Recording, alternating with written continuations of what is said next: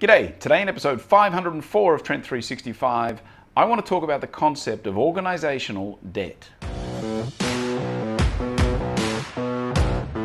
G'day.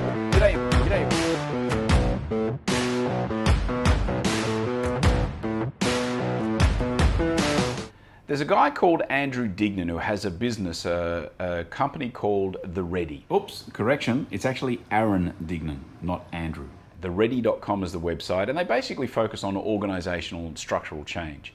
And one of the concepts he talks about is this idea of organisational debt. Financial debt is something that we kind of talk about, we understand. Technological debt is something we talk about too a little bit these days, where people who don't upgrade their technology, they realise that they're kind of missing out on some opportunities. The idea of organisational debt is a little bit similar in that it refers to the fact that, the world is changing around us, and if we don't change with it as an organisation, we're going to basically lose. So there's debt that we take on by not making those changes. He technically defines it as the interest companies pay when their structure and policies stay fixed and or accumulate as the world changes. And it's a concept first created by a guy called Steve Blank, who's the startup guru. And one of the examples they give, for example, is, if you were to have a travel policy introduced because the CFO comes in and says, listen, we're spending way too much expense on traveling around. These days, all the technology, video conferencing, surely we can just start doing more video conferencing and not need to spend as much money traveling. So initially, for the first year or so, maybe you're saving money on your travel budget.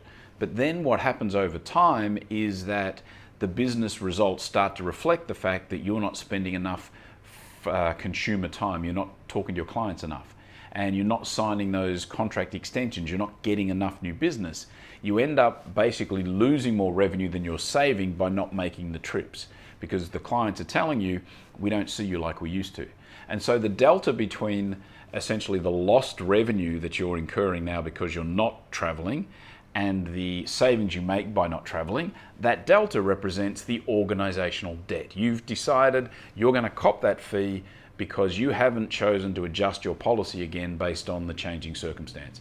So it's a really interesting concept, this idea of organisational debt. The Ready is the website, theready.com. Suggest you go and check it out and search for Aaron Dignan. He's an interesting guy to listen to talk about structural change. So think about how much organisational debt your company is incurring this year. Alrighty, that's it for today. Thanks for tuning in. I will be back again tomorrow. See ya. Turn and face the strain.